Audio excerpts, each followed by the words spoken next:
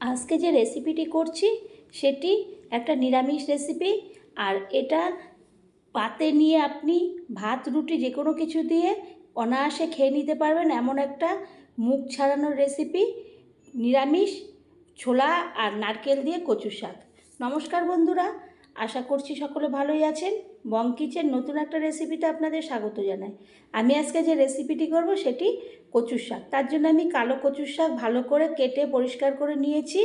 এদিকে একটা গ্যাসের ওভেনে আমি একটা গামলা বসিয়েছি জল দিয়ে, আর তার মধ্যে দিয়ে দিলাম লবণ দিয়ে গ্যাসটা জ্বালিয়ে দিয়ে এরপর আমি কচুর যে ডগাগুলো সেই ড্যাগাগুলোকে দিয়ে দেব। এটাকে ড্যাগা বলে কচুর। দিয়ে আমি একটা থালা দিয়ে ঢেকে দেব। তো আমি 10 মিনিট পরে আমি ওটাকে তুলে দেখব আমার কচু শাকগুলো বা কচুর ড্যাগাগুলো ভালো করে সিদ্ধ হয়ে গেছে। তখন আমি অর্ধেকটা লেবু চিপড়ে ওটার মধ্যে রস দিয়ে দেব। যদি গলা চুলকায় তাহলে এই লেবুর রসটা দিলে গলাটা চুলকাবে না। তো আমি এই রেসিপিটা কিভাবে করব শেষ পর্যন্ত আপনারা না দেখলে একদমই বুঝতে পারবেন না। এরপর আমি ভালো করে খুন্তি দিয়ে সমস্তগুলোকে এক জায়গায় করে দেব, আর লেবুর রসটা যাতে সমস্ত কচুর ডাগার মধ্যে ঢুকে যায় সেভাবে আমি ওর জন্যে উল্টে পাল্টে সমস্তগুলো দিয়ে দিচ্ছি। দিয়ে আমি আবারও একটা ঢাকনা দিয়ে কিছুক্ষণের জন্য ঢেকে দেব, যাতে একদম আরও একটু গলে যায়। তো বন্ধুরা, আমরা তো কচুর শাক অনেক রকম করে থাকি। একদিন হলে এইরকমভাবে আমি যেভাবে করলাম সেভাবে একদিন হলেও করবেন, দেখবেন, আশা করছি ভালো লাগবে। এরপরে আমার হয়ে গেছে কচুর ড্যাগাগুলো সিদ্ধ।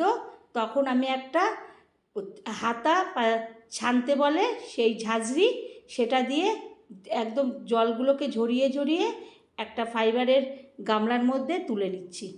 তা আমি পুরো জলটাকে ঝরিয়ে তুলে নিয়ে জলগুলো পুরো নিগড়ে ফেলে একটা বাটির মধ্যে নিয়ে নিলাম। এদিকে একটা ওভেনে আমি আগের থেকে কড়াই বসিয়ে তেল গরম করতে দিয়েছি। তেলটা গরম হতে দুটো তেজপাতা দিয়ে দিলাম, আর দিয়ে দেব দুটো শুকনো লঙ্কা, আর দিয়ে দেব সোমবারের জন্যে পাঁচফোড়ন। পাঁচফোড়নের গন্ধটা খুবই ভালো লাগে কচুর শাকে দিলে। জিরেও দেওয়া যায়, কিন্তু পাঁচফোড়নের গন্ধটা খুবই সুন্দর লাগে, কারণ সমস্ত রকম মশলার ফ্লেভার থাকে ওর মধ্যে। ওটা যখন ফোড়নের একটা গন্ধ বেরোবে তখন আমি ওর মধ্যে দিয়ে দেব নারকেল কুচি।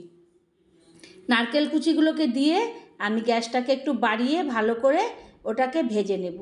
একটু লালচে হয়ে গেলে আমি ওর মধ্যে দিয়ে দেব কাঁচা ছোলা। এই নিরামিষে এই কাঁচা ছোলা নারকেল দিয়ে একটা অপূর্ব স্বাদ আসে এই কচুর শাকে।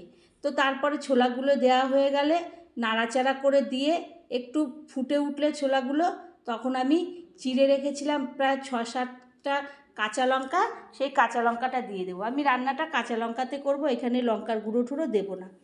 তো কাঁচা লঙ্কা দিয়ে দিলাম, দিয়ে আমি ভালো করে নাড়াচাড়া করে নিচ্ছি।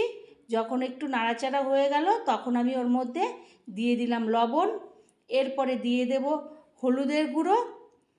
একে একে সমস্ত মশলাগুলো আমি দিয়ে দেব। একটু হলুদের গুঁড়ো, তারপরে একটু জিরের গুঁড়ো, তারপরে ধনের গুঁড়ো।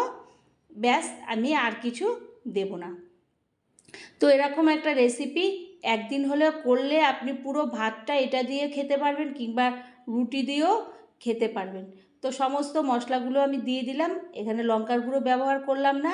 দিয়ে ভালো করে আমি ছোলা নারকেলের সঙ্গে আমি ভালো করে নাড়াচাড়া করে যখন কাঁচা গন্ধটা দূর হবে তখন আমি কচুর শাকটা ঢেলে দিলাম। ঢেলে এবার ভালো করে আমি নাড়াচাড়া করে কষাতে থাকবো, সমস্ত মশলা ছোলা নারকেলের সঙ্গে কষিয়ে নেব। তো নিরামিষের দিনে এরকম একটা কচুর শাক একবার হলেও করবেন, হয়তো করেছেন, কিন্তু একবার হলে এরকমভাবে করলে দেখবেন খুবই ভালো লাগবে। তারপরে নাড়াচাড়া করে দেব, আর গ্যাসটাকে আমি বাড়িয়ে আমি ভালো করে এটাকে, জলটা তো শুকিয়ে গেছিলো, জলটা তবুও একটু জল বেরোয়, আমি এটাকে ভালো করে জলটাকে টানিয়ে দেব। যতক্ষণ না জলটা টানে ততক্ষণ আমি এইভাবে শুকানোর জন্যে ভালোবার করে নাড়বো, যাতে তলায় না ধরে যায়, সেইভাবে নাড়াচাড়া করতে থাকবো। এরপরে দিয়ে দেব একটু মিষ্টি না দিলে একদমই ভালো লাগে না কচুর শাকে।